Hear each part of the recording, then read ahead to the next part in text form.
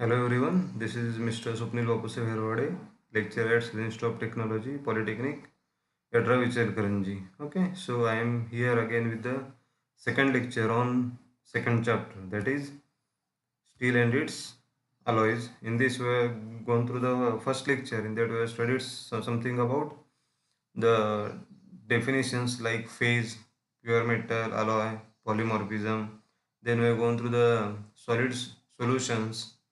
In that again we had seen the 2 points, that is substitution of solid solution and interstitial solid solution, and again we have studied the last point, that is Hume-Rothary's four rules, or we can say the solid solidity. Even that we have gone through the 4 points, that is atomic size factor, chemical affinity factor, then crystal structure and relevance valency factor. Okay, so in this we are going to study the some subtopics like first is Gibbs phase rule, second is cooling curves. In that we have 3 points for pure metal or compound, for binary alloys, and C for binary eutectic alloy.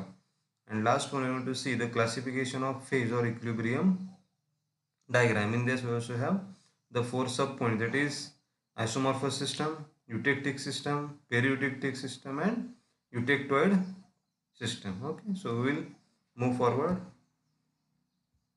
So this is a first Gibbs phase rule. Gibbs is a scientist who find a relationship between the number of degrees of freedom, that is F plus P is equal to C plus 2. This is a relationship between some things. Okay, we will see what it is. First, the phase rule known as Gibbs phase rule establishes the relationship between the number of degrees of freedom, that is F, the number of components, that is C, and number of phases, that is P. It is expressed mathematically as follows, that is P plus F is equal to C plus 2. Okay, in this P is nothing but a number of phases.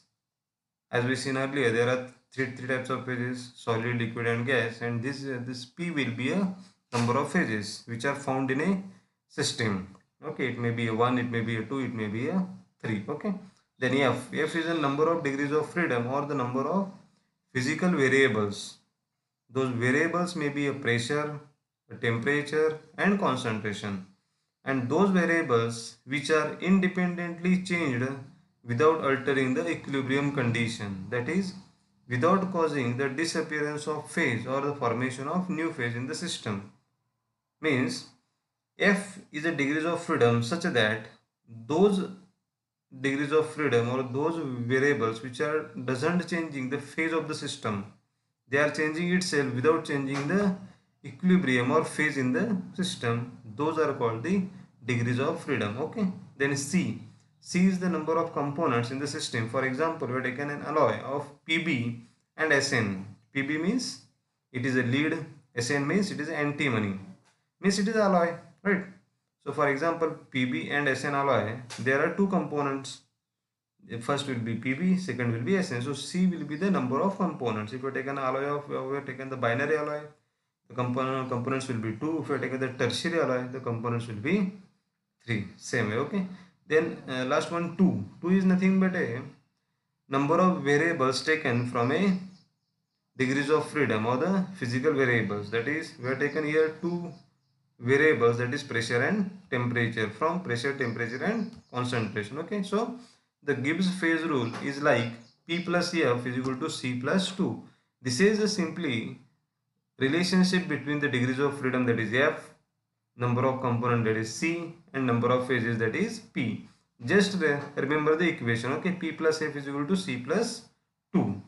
Okay, next. In most of the study are done under the atmospheric pressure, and hence pressure is no more variable or parameter considered. See, all the experiments we have done in the atmospheric pressure only, means we are doing all the experiments at constant pressure. Okay, this is 1.013 bar something else. Okay, so we are doing all the experiments at constant pressure, so no need to take pressure as a variable or pressure as a parameter, because we are doing at the same pressure, no? Where we are not changing the pressure. So in this case we are making pressure as a constant, so our variable get from 3, that is temperature, pressure and concentration, to 2, that is only temperature and concentration. Okay, so the Gibbs phase rule changes like P plus F is equal to C plus 1. P means phase, F means degrees of freedom, C means components, and 1 for it means only one variable out of temperature and concentration. In earlier case, we have P plus F is equal to C plus 2. There are 2 from 3 variables, that is from pressure, temperature and concentration. Here we are made pressure constant, so we just have two things, temperature and concentration, and one from this temperature concentration we have taken only one variable. Okay, so this is Gibbs phase rule. Just remember the equation, it will be asked in the exam. Okay, in general condition, P plus F is equal to C plus 2, and when we make pressure constant, it is P plus F is equal to C plus 1. Okay, next we are dealing with the second point, that is cooling curve. See, cooling curve is nothing but a cooling of a material from some temperature to room temperature. Okay, when we cool the material, first initial condition is that we must heat the material above the melting point. Okay, because in cooling curve we cool the material from its liquid phase to solid phase. Okay, and for any material to get a liquid phase, we must heat the material above its melting temperature. What is my melting temperature? It is a temperature at which the material changes its phase from solid to liquid. Okay, so take an example of any aluminum. So aluminum has melting point of something near about 700 degrees Celsius. So we want to heat it above the 700 degrees Celsius, so it can form into a liquid phase, and after holding there for some period we will cool it in any media, in air, in liquid or any furnace. Okay, so cooling curve is nothing but it is a graphical representation where on x-axis we have time, on y-axis we have temperature. Okay, as for heating also we require some time, and same way for cooling also we require some time. Okay, so cooling curve is a graphical plot. What they say, it is a graphical plot of the change in temperature. Here change in temperature in decreased manner, because we are cooling the material. Okay, means we are coming from high temperature to a low temperature. Okay, so change in temperature in decreased manner with time for a material over the entire temperature range. Okay, so this required time, and where we cool it also matters. If you are cooling in a water, this time will be lower one. If you are cooling in a furnace or air, the time will be more. Okay, so the cooling curve is nothing but a graphical representation between the temperature and time. And what we see in the figure, that they have shown something like the freezing point. Freezing point means it is the temperature where liquid changes to solid. Melting point is what? From solid to liquid. Freezing means liquid to solid. Means the melting point of a material and freezing point of a material will be the same. Getting or not? When we heat the material, that point will be a melting point. When we cool the material, the same temperature will be a freezing temperature. Means the melting temperature of a material and freezing temperature of a material will be same. Just the case is that when we heat someone, it is a melting temperature. When we cool something, it is a freezing temperature. Okay, so this is a cooling curve. We are going to see for three other types. Okay, so this is first cooling curve for a pure metal. What is a pure metal? We had seen earlier it. Pure metal means a metal which has only single element with a valency 1, 2 or 3. And I said earlier in that first lecture also ki remember the examples of it. It will be in the exams. Okay, so examples are like aluminium, copper and magnesium. Okay, the pure metal which has only single element. Okay, the single element will have the single melting temperature, so same way it has a single freezing temperature. Right, see in the diagram, again this is a graphical plot. Between y-axis we have temperature, on axis we have time. Okay, so when we cool something, at initial we have to heat it. We heat the material above the melting point up to some higher temperature. Okay, and then we hold there for some time, and then we start a cooling process. See in this diagram also, there is on graph we have written cooling of liquid. means it is a cooling range or the temperature range from higher temperature to the freezing temperature. Okay, this is cooling of liquid. And in this way, uh, in that graph, that shown that it is always in a liquid media. Okay, because just we have not started the freezing process. Okay, so everything before a free freezing process will be in a liquid state. Okay, and at some temperature we start the freezing. At some temperature means at a freezing temperature we start the freezing process. Okay, and it start to solidify, and after some time period it get totally solidify. Okay, it takes some time, and all this happen at a constant temperature. Why it is at constant temperature? Because it is a pure metal, it have single melting point, it have single freezing point. So all the material is going to solidify at a constant temperature because it is only have a single freezing point. Okay, and after solidification, that solid again cooling up to the room temperature, it also takes some time, but that phase will be a solid. So in these three reactions or the three processes, we have three phases. In first half we have total liquid phase. When it get solidifies, we have two phases, liquid plus solid, or we can say it is a semi solid state. And in cooling of solid we only have a solid state. Okay, so there is a blue line called freezing begins and freezing ends, that is a constant temperature line. Why constant temperature line? Because there we remove the latent heat from the material. As you know, there are types of heats: latent heat and sensible heat. Latent heat means a heat where phase changes. Latent heat is a heat where phase changes, and sensible heat where it cannot change the phase. Okay, so for cooling of liquid and cooling of solid, what the heat is given out, it is a sensible heat, and at constant temperature the heat will be the latent heat, because at that constant temperature we are changing the phase from liquid to solid. Okay, so that is a latent heat of solidification given out during the freezing at constant temperature. This is cooling curve for pure metal. Okay, so next, this is cooling curve for binary alloys. In first we have a constant in first we have constant temperature. Okay, in this scene, binary alloys, binary means two. Okay, alloy means it is a combination of two or more metals or non-metals in which one should be a metal, right? So binary alloys will have the two components, binary two components. Okay, so we can take an example of brass. It is a alloy of copper and zinc. So see, here also we have the cooling curve, means at initial we heat something at above the melting point, we form its liquid, and after we hold there for some time, and after that we start the cooling process. Okay, so in this we have two types of materials or elements, that is we take an example of brass, zinc, and we can have copper. Okay, so see, as in pure metal there is only single element, single melting point, single freezing point. Here we have two things, so two things will have two melting points, two freezing points. Okay, so see, some copper have higher freezing point, zinc have lower freezing point. So when we cool the material, the copper will first freeze, start to freeze. Okay, and after going after some time the zinc will start to freeze.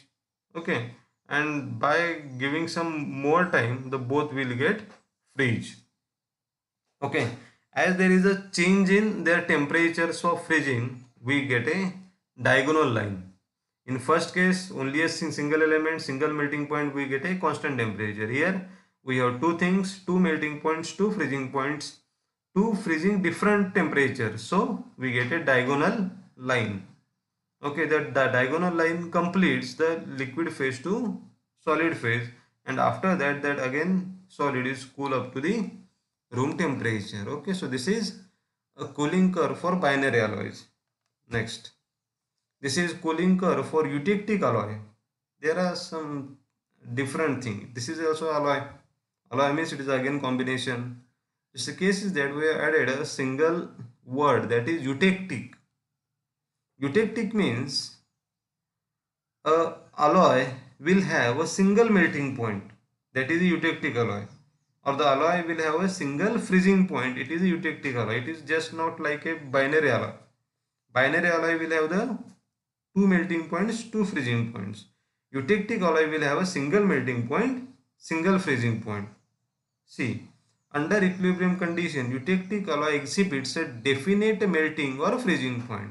Getting or not? Means the eutectic alloy have only single melting point, same weight only have a single freezing point. Means the whole alloy will freeze at a constant temperature because it only have a single temperature. Okay, so see in the figure. Again, it is a plot between temperature and time. At y-axis temperature, x-axis time. So we initially we heat the metal above the melting temperature, we get a liquid. After that we start the cooling process. At the liquid phase and at the solid phase we have a horizontal line. Why? For eutectic alloy we only have a single melting point or single freezing point or freezing temperature, so that it will have a constant temperature for its liquid to solid conversion. Okay, so this is a cooling curve for eutectic alloy. Okay, remember, for pure metal and eutectic alloy you will get a same cooling curve. For only binary you get a diagonal line because they have a two different temperatures of freezing, two different temperatures of melting. Okay, next. So this is just we go through the introductory part of this one, because in the next lecture we will go through it. Okay, first classification of phase or equilibrium diagram. Total we have 4 points. First is a isomorphous system, second is a eutectic system, third will be a perieutectic system, and fourth will be the eutectoid system. Okay, see, first isomorphous system. In this, components are completely soluble in the liquid state and also completely soluble in the solid state. Don't go in a definition. Okay, just go through the reaction. Okay, see, it is a general reaction. When we cool the liquid, it will convert to solid. Okay, and when we heat the solid, it will convert to liquid. So this is a general reaction, general process. When we cool the liquid, we get solid. When we heat the solid, we get liquid. General reaction. This is called isomorphous system. Is example, we heat the ice cube, it will convert to liquid or convert to water. When we cool it, it will again convert to ice cube. General reaction. So this is isomorphous system is a general system. Okay. Next, eutectic system. In this, components are completely soluble in liquid state but completely insoluble in solid state. Don't go in definition, just go through the reaction. Okay. In this, when we cool a single liquid, it gives you the two separate solids. It is solid 1 and solid 2. In first case, just we have only liquid to solid. Here we have a different thing. When we cool a liquid, it gives solid 1 separately and solid 2 separately. And when we heat solid 1 plus solid 2, it will give a liquid. Getting or not? Means cooling a liquid, we get two separate solids, and after heating those two solids, we get a separate liquid. This is eutectic system. Okay. Next, we have perieutectic system. In these, components are completely soluble in liquid state but partial soluble in solid state. Look here. In reaction, liquid plus solid 1, after cooling these both, we get separate solid 2. And after heating solid 2, we get solid 1 first and then we get a liquid. This is a perieutectic system. Liquid plus solid 1, after cooling gets solid 2, and after heating solid 2 we get solid 1 plus liquid. And last one is eutectoid system. In this, it involves solid to solid transformation. Means after cooling a solid 1, we get solid 2 and solid 3, and after heating those two solids we get solid 1. See, Just remember the reactions. In first case, isomorphous, liquid to solid. In cooling, in heating, solid to liquid. In eutectic system, one liquid, two separate solids after cooling. After heating, two solids to one liquid. Periodic, one liquid, one solid gives another solid in cooling. In eutectoid system, one solid gives two another solids in cooling. So just remember the reaction. We will see thoroughly it in the next lecture. We have iron carbon equilibrium diagram. In this we are going to see all the reaction. We will get the actual view how it happens. Okay, so this is what we have in the lecture. Thank you for listening. Well, thank you to one and all.